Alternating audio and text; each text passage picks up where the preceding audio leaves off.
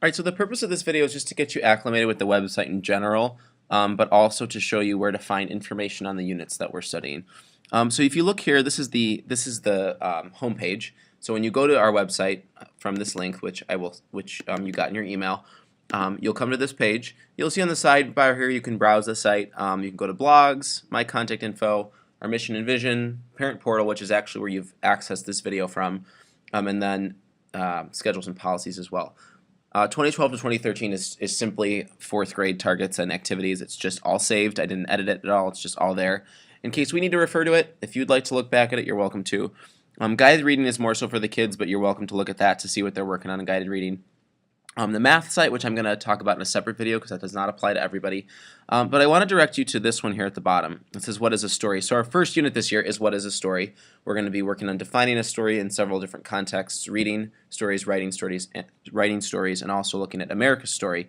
So I'm just going to click on reading stories because that's actually the one that I have completed at this point. So you notice when I click on it,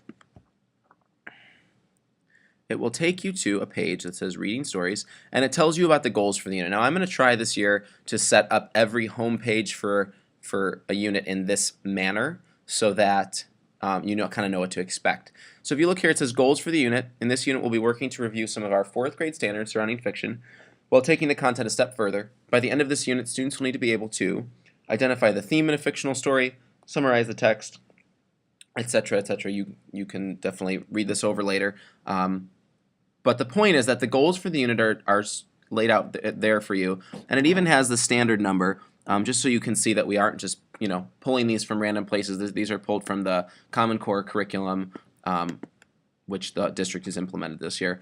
And then at the bottom you can see the assessment criteria. Now this is the rubric, which really just takes these things and puts them into something that's a little more student friendly, and it allows us something to look at while we're learning about this topic. So if you actually click on this, it should go to just a page with only the rubric on it, and so you can see if you read these threes, the expectations a little bit, you can see that they relate very closely to those other standards because that's where we got them from.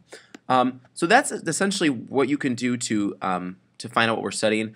Once we actually start working, I will be adding resources to this page. I'll be adding a schedule to this page, and the rest of the units throughout the year will have this kind of template to come from, so you can use this whenever you're wondering what we're doing, and perhaps the kids aren't able to verbalize it to you. You can go right here, and I'm sure this will refresh their memory.